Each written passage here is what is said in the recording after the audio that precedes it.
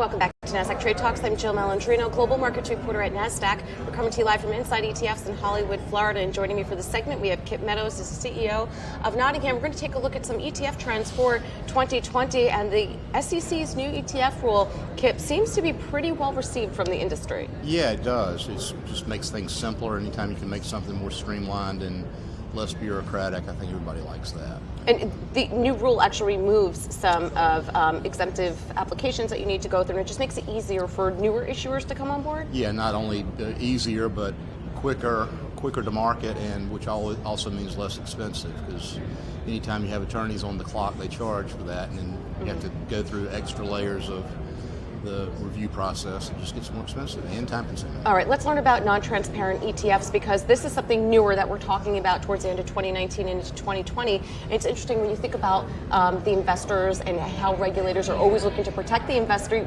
Non-transparent doesn't necessarily fit that theme. Tell us more about those.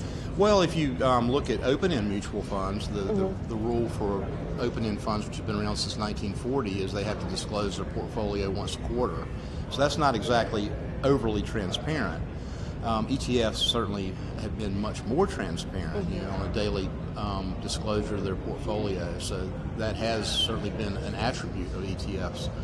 But active managers don't want to disclose 100% of what they're doing. They say, well, why is somebody going to pay me to do it if they can get it for free online every evening? Which is an understandable objection from their part. So the growth of active ETFs has really been kind of slow and to take hold.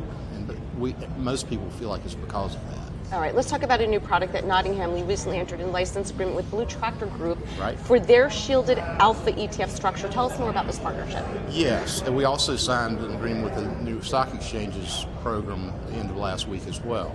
And we feel like those two especially are very attractive, non-transparent products.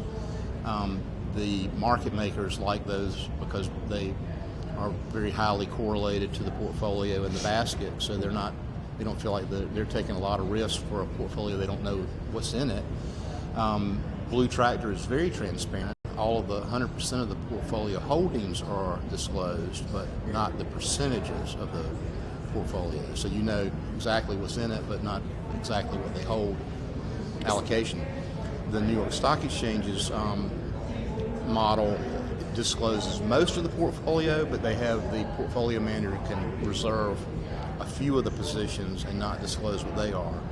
They have to put a proxy in for it's a similar type of security so that it will be correlated from a market making standpoint. Do you think you'll see more active ETF registrations come online because of non-transparency and also the new SEC rule? I really do. I think so. I think the non-transparent rule will actually have more of an impact because it will get some of the active managers off of the sidelines.